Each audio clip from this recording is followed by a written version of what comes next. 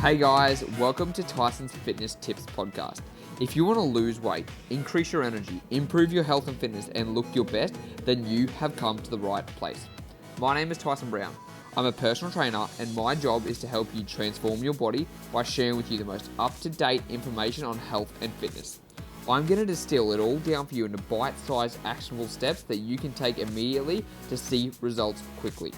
Now, every Tuesday and Thursday, you can expect a brand new episode, which will be a mixture of interviews with top experts from around the world in the fitness space, and as well as solo episodes from myself, sharing with you exactly what action steps you need to take to transform your health, your body, and your life. And that means you are going to get information from all different areas in regards to mindset, nutrition, fitness, things you wouldn't even think that are associated with your health and fitness, but are going to blow your mind. So let's get into the episode.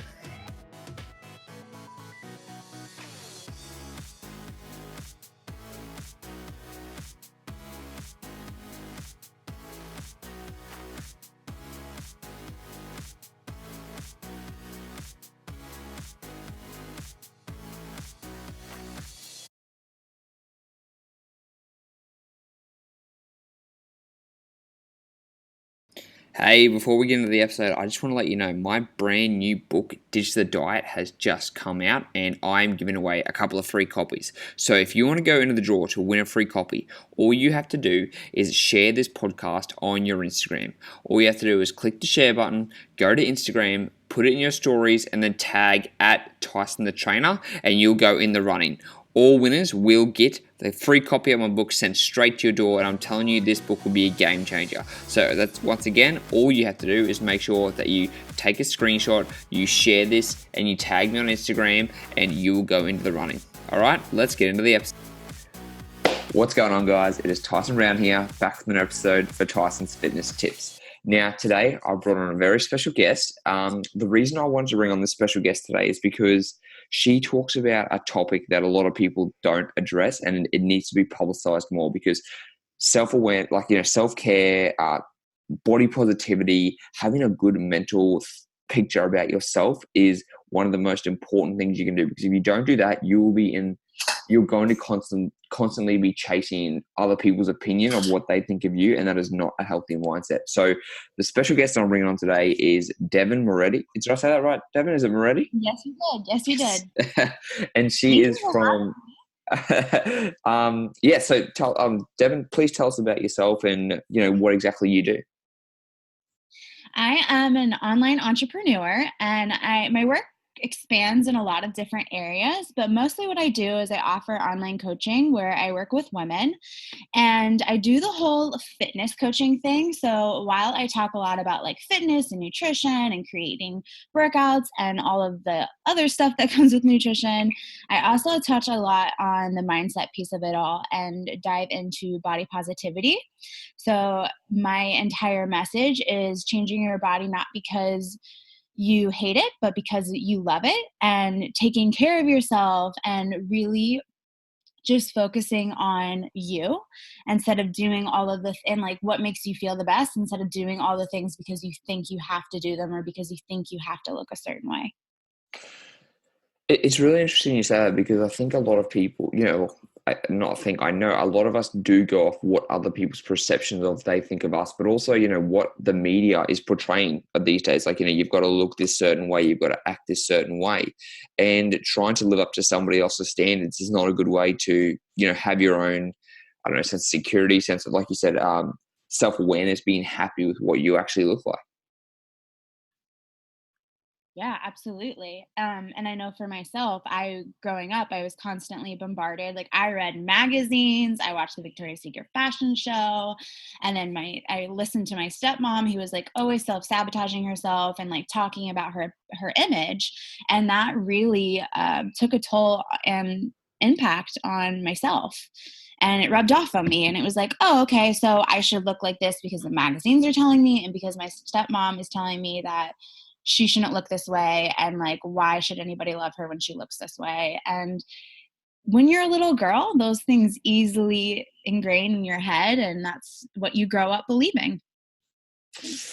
That's I like I can only imagine how tough it must be for a woman because it's so much more like how do I say, portrayed onto the women as opposed to the men. Mm. So how did you start to discover like, oh, this is actually having a negative impact on me. I need to start like, I want to start talking more about this.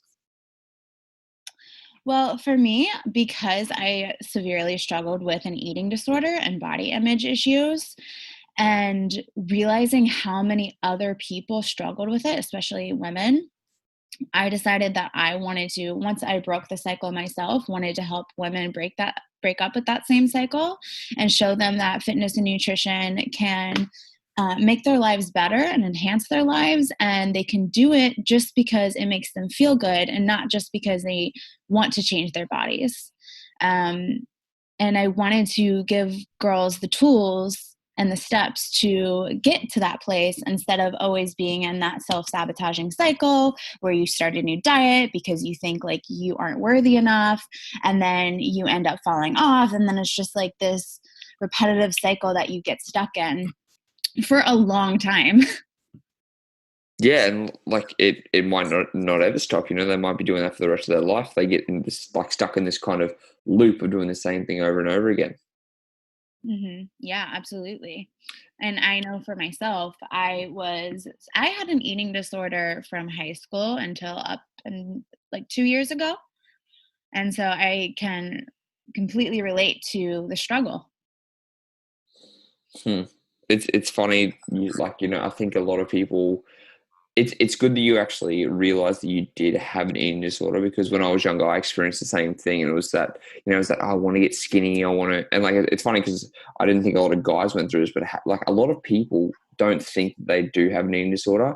But when you actually look at the way they eat or what they eat, you're like, hey, there's something wrong here, and you need to address that. Yeah, and I think for most people, they don't even realize it's an issue because it's just like this conditioned thing that's become normalized. And they just think that something's wrong with them because they can't, quote unquote, get their shit together. When in reality, there's like so many missing pieces there that's actually causing the cycle of not being able to, quote unquote, again, get your shit together. Mm. And so, Devon, what exactly, like, what we talk about self care, we talk about these things, but what exactly is self care? For me, I think self-care can be a lot of different things. I think on Instagram, it's become like glorified as like, "Oh, get your nails done and take a bath." And while it can be all of those things, it can also just be as simple as like checking in with yourself daily and saying, "Hey, what do you need today? How can I show up for you? What does my body need?" And really tuning in to whatever you need and whatever you feel you need and honoring that. Okay. And so, like, in doing that, when you're like, okay, check in with yourself, like, if we were to do something practical with that, like, do you actually sit down and you kind of just, like, how do you do it? Can you give us an explanation? For me, I think that self-care, I know I've created non-negotiables, and I know that my body thrives best when I consistently work out 3 to 4 days a week, because if I don't, I end up in this funk and I just don't feel like myself, and I can feel my body craving movement. And so it's either, it could be creating non-negotiables, but it could also be something where you're just having a really hard day and you're emotional and you can't process anything, and you just decide, hey, I need to stop everything I'm doing and take a break today and just lay in my bed and binge watch Netflix. Or it's the complete opposite, where it's like, I haven't done anything at all and I need to get myself in the gym because that's what's going to make my body feel its best. So again, it's just checking in with yourself and being honest with yourself too, and figuring out what you actually need to do in order to feel the best and feel the best in your body. Okay. And is there, like, when it comes to that, like, in order to say, okay, I know this is going to make me feel better, or whether people don't know it will, like, when you started taking steps towards becoming more, caring toward yourself, would you write down when you, like, like, I felt better after I exercised today, or, I feel like when I do take time off myself and I just lay down and do binge watch Netflix, sometimes I just feel like I feel more refreshed afterwards. Like, how do you start associating with like, oh, this actually does help me in this way? Yeah, I think that is the practice of just being self-aware and also just being brutally honest with yourself, because it's so easy to be like, yeah, binge watching Netflix all the time makes me feel really good.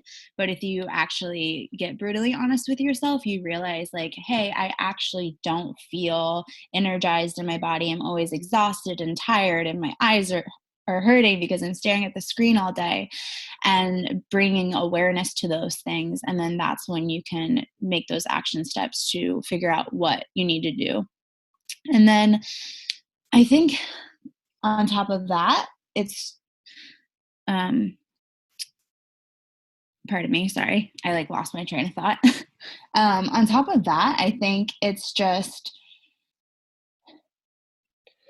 Okay, Devin. So when it comes to, taking self-care, how do you start to know, okay, this is actually having a positive effect on me? Like, this type of self-care is good, as opposed to just saying like, oh, you know what? I need another day of binge watching Netflix. I need another day, because I think that can also be masking the underlying cause to actually make you feel better too. right, absolutely. And I think that comes with self awareness and really tuning in to what your body needs and how it's making you feel, and being brutally honest with yourself. Because I think sometimes, we're like, yeah, laying down and watching Netflix all day seems like the thing that's going to make me feel good. But if you really ask yourself and dive into that, it might not, because you might be feeling really lazy in your body and exhausted, and it's just like a catalyst for everything else that's going wrong. And you realize that you've been staring at the screen all day and it's bothering your eyes. And then there's the other aspect of like, you work out, and when you finish a workout you feel really good, and then like making a mental note of that and being like, hey, that made me feel good, I want to keep doing this because I want to feel this way. And another practice that I really like for my clients is when they are practicing better nutrition habits, is when they start eating healthy, instead of focusing so much on the goal, focus on how it's making your body feel. And I mean, the goal could be feeling better in your body, but let's say it's their main goal is fat loss. Instead of focusing on just fat loss, focus on how eating those nutrient dense foods is making your body feel, instead of just like, I need to eat this food to lose weight. And I think it's more motivating to come from a place of love and realizing how good it's making you feel, because you want to keep doing those things that make you feel good. Yes, that is such a good point you just made, especially about like when it comes to food, because we're in this, like when it comes to people coming to us as coaches, they're in this mentality of like, I want to achieve this X goal, but they think about the end process. They don't realize during the process, what's actually happened to their body. Like they don't realize, oh, I'm actually having more energy when I focus on having a good meal, or when, I feel happier when I have a good meal that's satisfied my cravings, that I can still go and enjoy the rest, like go and enjoy myself. Because a lot of people just think I have to eat this food because this is going to help them lose weight, when they don't associate all the other things that are actually going to be positively affecting them in the long run. Yeah, absolutely. And I think like the same thing with just having a moderate and balanced approach. Like both extremes don't work. When you are only eating junk food, you feel really gross in your body. And when you're only eating nutrient dense foods, sometimes you feel deprived. And so I think it's just really important to find like a healthy balance. And then when it comes to stepping away from like not eating as much junk or not overeating, like a lot of the things that I work on with my clients is not getting in that cycle where you end up binging because you feel so deprived, or just again overeating. And so like a question I have them ask as they're eating, or as they're eating something that's like not as healthy, is checking in with themselves and saying, hey, if I continue eating this, how am I going to feel in my body? And if the answer is feeling uncomfortable, then it also just brings awareness and it's like, okay, I probably shouldn't eat this because I'm going to feel uncomfortable in my body. And just that question alone can help stop from overeating. It's actually a really good catch, because I think a lot of people, they don't have that realization until after they've finished eating the food. And that's when you have the feeling of guilt and everything else comes up and you're like, oh, why did I do that? But if you can stop yourself at midpoint, there's that empowering feeling when you can actually stop. And I experienced the same thing yesterday. Like there was a point where I'm like, you know what, I've got a goal. Like, well, I know this food's not going to make me feel good afterwards, and I'm actually working towards a goal. So I put it down and I put it back in the fridge, and I was like, wow, that was actually a really good, it was like a pat on the back of myself saying, good work. Like you actually stopped instead of carrying on like you usually would and just eat the whole thing. Yeah, and I think bringing awareness to things is really helpful because a lot of people just go through the action steps without bringing their awareness to it, and bringing that mindset piece and bringing that awareness into the puzzle really helps you just become more aware of what you're doing and more aware of how your body feels, and that can make it so much easier to stick with your goals. Oh, absolutely. And And like so making a mental note of it as well. what was that? Sorry, kind of Oh, muffled. I said and making a mental note of it as well. Oh, for sure. Like, even do you like keep a journal or anything like that to kind of reflect on the day too? Like to think about what went, like not what went good, what went bad, but like things you can be like, oh, this actually when I did this, like I realized I had a better, like I was feeling good for the rest of the day or anything like that. Like, do you do any journaling practices?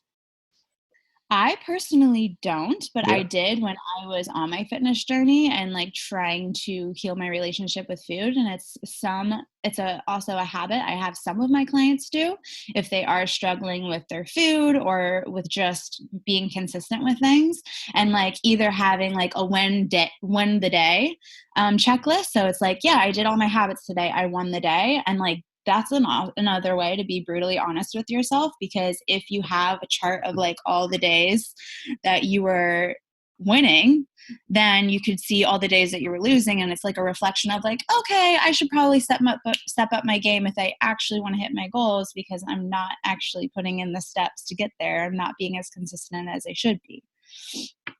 Uh, And then with food as well, just jotting down what you're eating. And then something that I like my clients to do is jot down what they're eating. And then, like, within an hour or so after, like, write down how you feel. Do you feel hungry, or do you feel overly stuffed and uncomfortable? And then also writing down, like, how does your skin look throughout the week? Because all of that comes into play with nutrition as well. And I think it's just a really amazing way to figure out what works for your body and what doesn't, and the things that you can improve on. there's some really good points, especially, I think like we've been covering so far, it's just like taking time to reflect and just sit down and think like what is working and what's not working for your body at the moment. Like, is what you're doing positively affecting you, or is it negatively affecting you? Because when you, like I said, when you become brutally aware, like the answer is going to be there for you and you've just got to be willing to accept it. Right, absolutely. And so, do you think there's a reason why people neglect like, why people neglect self care? Like, they think they don't deserve it, or like, we had this mentality. Why do you think that's there? I think that most people with self-care, they either don't see it as self-care, they just see it as this thing that they should probably do, like they should probably go to the gym, and there's like no actual heart in it. It's just like, yeah, I should do this thing, but like you don't actually have emotions toward it. And I also think that people just don't know either how to start, or they don't have the time. And there's like all of these things that come into play. I think the biggest thing usually is time, or just not having the inspiration to change. And then another thing, especially for I know moms, is they just tend to put everybody else ahead of themselves because they're caretakers. They always put somebody else before themselves. Yeah. And so they put their fitness and all their needs on the back burner so that they could show up for everybody else. And what, like, what's the negative repercussion of that? What is like because they are caretakers, because they want to put everyone else before themselves, what happens to them? So for me personally, I know that when I want to show up for somebody, but I haven't done the things that I need to do for myself, I can't show up to them in the full capacity that I want to. Versus if I feel really good and I'm super energized and mentally focused, it's much easier for me to show up and be who I want to be for that person and give them all of my love and give them all of my care, and not have to come in a place where I'm just feeling stressed and exhausted. And sometimes that even shows up when I am trying to help that person. Hmm. It's very And like you said, I guess it just comes back to realizing how much better of a person you feel once you've taken that self-care for yourself, to how you can show up to other people so you can serve them better. So being like, in a way, kind of being selfish for yourself will pay off better for other people. Yeah, absolutely. And I go ahead. No, I was just listening. Oh, but yeah, I think it's really important to put ourselves first and to ask ourselves, hey, before I do anything today, what do I need so that I can go to work and be productive, or so that I can um, show up for my loved one with nothing but compassion, instead of being in this place where you're just like really stressed and exhausted, and then like that ultimately transitions into whatever you're trying to do for that person. Mm. Hmm. I like that you said that, because like realizing, like you said, like, it's just, again, there are certain checkpoints you can do at the start of the day, in the middle of the day, at the end of the day, and just like, how am I showing up at the moment? Like, do I want to show up better? Well, then I have got to do something certain for myself to actually be able to show up better in that area of my life. Yeah, absolutely. And so, talking about like self care and being able to get started like that, you said you don't have a lot of time, but is it just like simply starting off with, it could be even 5 minutes a day, it could be taking just something small that you can work into your life, first of all, that's going, because a lot of people said they don't have the time. Is it just finding that small thing that they can find that self care for themselves, but it doesn't take up a lot of time during the day?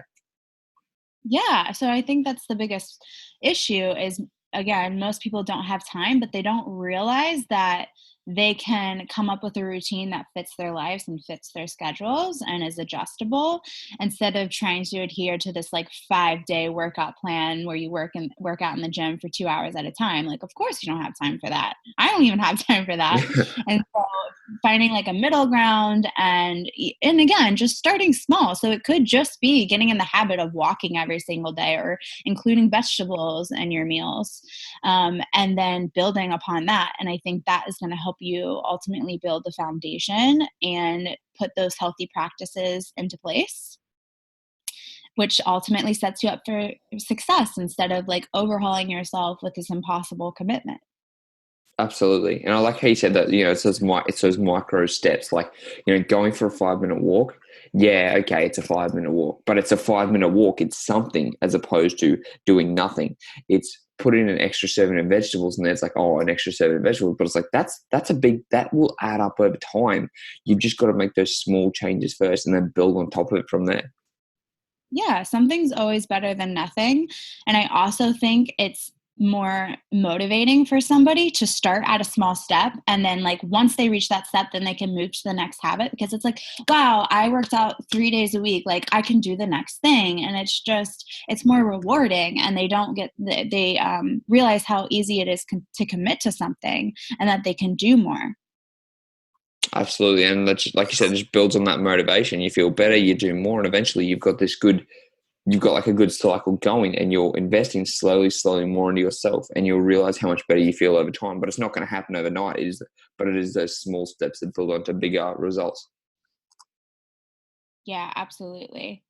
And I think it's just really important to help people bring awareness to that, and that it doesn't have to be this big thing where you do, like, you don't have to jump from 0 to 100 Yeah, in and order that's to reach goals. And honestly, taking it slower is always almost better.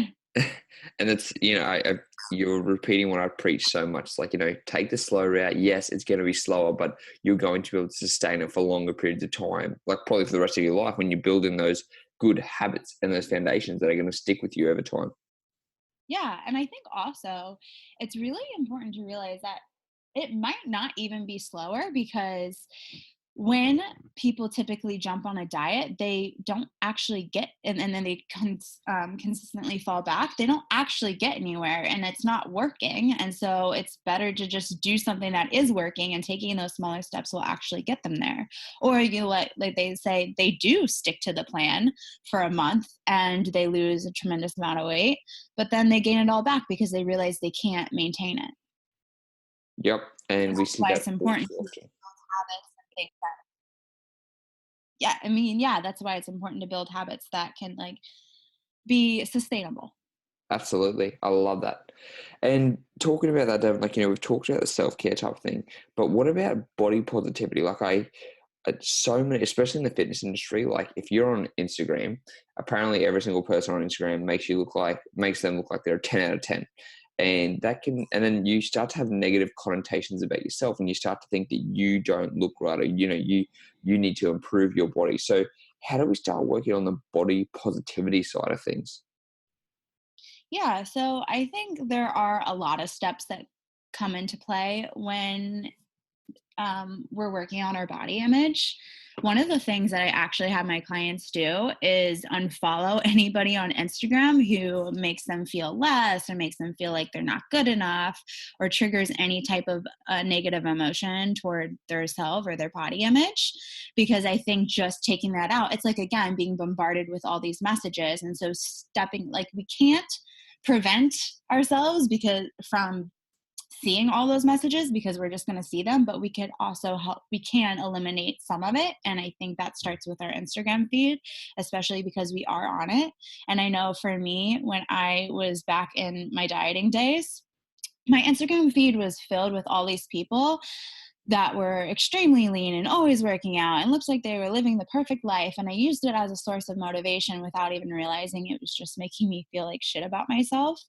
And I decided to unfollow all of them because every time I got on Instagram, I just felt down instead of, getting on there and seeing things that made me feel good about myself or anything that would provide value. So I think it's really important to filter out the people you follow and like question if it's going to make you feel better and what the motives are of following that person. That's a really good point. Like there are some people who I actually need to stop following Instagram simply because I'm constantly comparing myself and thinking like, Mhm. I don't look like that person, especially being a quote unquote fitness influencer or a personal trainer. Yeah, absolutely. Seeing so many of those like on Instagram, it's like, man, I like it's so easy to get caught in that mentality of like, oh my God, I don't look like this person. Like, I don't deserve to be a trainer. Am I a fraud? And it's a very tough mental game to play with yourself when you're constantly comparing yourself to other people. Yeah, it absolutely is. I mean, as I believe it's Theodore Roosevelt who said, comparison is a thief of joy." And that couldn't be more than true because you Wow. don't gain anything from comparing yourself unless I mean, you're feeding your ego, but that's not really benefiting anybody either. Um, but I think it's just really important to help break up with that cycle. And that is such an easy way to do it. And it seems like such a small step that doesn't really make a big impact, but it makes a huge impact. I know it did on myself, and I know it does for all of my clients. Um, but again, you're just like stepping away from things that aren't aligned with how you want to feel. Yeah. And so apart from, doing that small thing on Instagram, what is there any other tips you could give us, to start becoming more positive about our body? Like, is there anything you do, like being able to, I guess there's no like, hard and fast rule about like, do this and you'll feel better. But like, is there any certain things you do for yourself to, I don't know, become more positive about the way you look and feel? Yeah. Another thing is I think that a lot of people have all of these narratives attached to their body, all the things that quote unquote deem us wrong or deem us as unworthy and as unlovable, like cellulite and stretch marks and excess fat. And I think it's just important to normalize those things and realize that those are things our bodies create and it's not wrong or disgusting. It doesn't make us um, unlovable. And an easy way, or not an easy way, but a way to start breaking up with those narratives is instead of being looking in the mirror and being like, ew, cellulite, gross, I need to go on a diet, just say cellulite and move on and just call it for what it is and be objective about it instead of attaching it to this story that spirals you down a path of negativity. And so every time, like that's a practice I have my clients do is looking in the mirror and be like cellulite, stretch marks, and leaving it at that. And also, you do have to bring awareness to the thoughts that you have. And so when you catch yourself coming down that path, like I have cellulite, I am gross, I need to go on a diet, and yada yada yada, you say, whoa, like you start bringing awareness to those thoughts and you stop yourself. And sometimes all it is like, stop myself, I'm going to move on with my day. And then other times it's like, it's cellulite, it's okay, it's normal, everybody has it, even when you're really lean. And just like reminding yourself and doing things to normalize it. And again, bringing awareness to those negative thoughts that pop up and breaking through them or unraveling them and figure out where they're coming from. Because I know for me, like I was always ashamed of cellulite because I was constantly bombarded with magazines that was like, hey, do this workout to get rid of your cellulite or try this cream to get rid of your cellulite. And so realizing that that was a message that was being fed to me so that the company could make money off of me. But ultimately, those things don't make me any less worthy because they are normal and I don't have to get rid of them in order to be worthy. It's in a way it's kind of sad that companies do that. They prey off people's vulnerabilities, telling you that you are imperfect just so they can make money for themselves. And this is what like has become the stigma of like you've got to think, oh no, I can't have this or I can't look like this because the way that it's being portrayed is like, no, I'm wrong, I'm different, I'm how do you say, like I'm not perfect. And having that mentality is it's just such a draining thing on yourself to kind of always think that you're not perfect. You've got to do something else. You've got to buy this product. You've got to take this action to get rid of it. And you start to, like you said, create a subject around it as opposed to looking at it as objectively and be like, okay, it's there. That's all it is. Yeah, right. Right. And then on top of going back to the unfollowing people on Instagram, I think following more people who promote body positivity also helps ingrain in your head because then you're being bombarded with images of cellulite, which normalizes it. And so following a lot of body positivity accounts that just normalize your body and make you feel like you are a fucking queen or king. Speaking of that, what is your Instagram so people can start following you, Devon? My Instagram is Devon Moretti, full name. And where else can people find you? So apart from Instagram, what else are you working on at the moment? I just came out with a guide called Sex with the Lights On, and this entire guide relates a lot to body positivity because I dive into all of the ways that you can show up more confidently in the bedroom, ultimately showing up more confidently naked with like just looking exactly the way that you are. And so you can download that guide completely free by going to devondamoretti.com/sex with the lights on. And I Awesome. also give a lot of tips that I use with my clients just on overcoming some body image issues and working through insecurities and breaking up with some of the narratives that we have about our bodies. Perfect. So going on Instagram and going on your website is going to be the two best places for people to find out more about you and to be able to download that section with the lights on. Yes. And it's all those links are in my Instagram as well. Okay, great. So pretty much go to the Instagram and then get all the good stuff.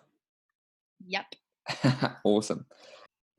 So guys, that is the end of the episode. Devon, thank you so much again for coming on. Now, just one more time, can you give us your Instagram account so we can make sure we're following it? Yeah. Again, Tyson, thank you for having me. And for all of those who want to follow me and check out my work, it is Devon Moretti on Instagram. Awesome. Okay, guys, that is an episode done and dusted. Now, make sure you go back and you listen again because we talked about a lot of important topics, and like I said, it's not covered enough, and we think we can just kind of pass it off. But taking self-care, putting yourself first, being quote unquote selfish is going to help you show up better in life around other people too. So make sure you implement the things we talk about in your life. Stop following those sexy people on Instagram if they're making you feel bad, and you're going to notice your mindset change. So Devon, thank you so much again, and I'll speak to you guys next time.